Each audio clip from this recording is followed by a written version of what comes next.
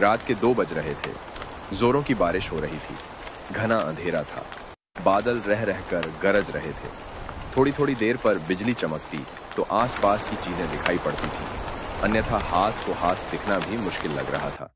झारखंड के स्टेशन के बाहर रामदीन अपना ऑटो लगाए सवारी का इंतजार कर रहा था। इस मौसम में सवारी मिलने की उम्मीद कम थी, फिर भी हो सकता था कुछ देर बाद आने वाली ट्रेन से कोई सवारी आ जाए। करीब 1 घंटे बाद ट्रेन आई। थोड़ी देर बाद बिजली चमकने पर एक 18-19 वर्ष की मॉडर्न सी लड़की कंधे पर एक बैग लटकाए बाहर निकलती दिखी। वह सीधे उसके ऑटो के पास पहुंची और मुसाबनी चलने को कहा।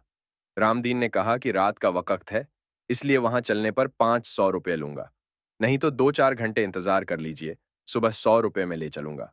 लड़की बोली, अभी 200 रुपये रखो, बाकी वहां पहुंच कर दूंगी, और ऑटो पर बैठ गई। रामदीन ने ऑटो बढ़ा दिया। करीब आधा घंटे बाद वह गंतव्य तक पहुंचा।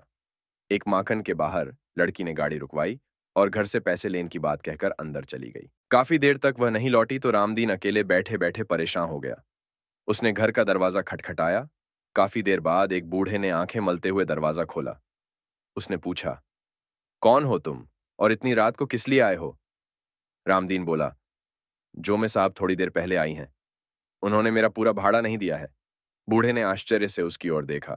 बोला, यहां तो कोई मैं साहब नहीं रहती, मैं अकेला रहता हूं। रामदीन की नजर एक फोटो पर पड़ी। उसने कहा, यही मेम साहब तो आई थीं, उन्हें स्टेशन से लेकर आया हूं। बूढ़े ने उसे आश्चर्य से देखा, फिर बोला, इस लड़की को मरे 8 साल हो गए।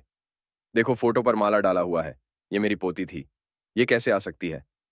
रामदीन के होश उड़ गए। वह चुपचाप अपने ऑटो के पास पहुंचा। उसने देखा कि सीट पर 100-100 के 3 नोट रखे थे। उसने नोट जेब में रखा और वहां से बेतहाशा भागा। उस दिन से उसने रात में ऑटो चलाना छोड़ दिया।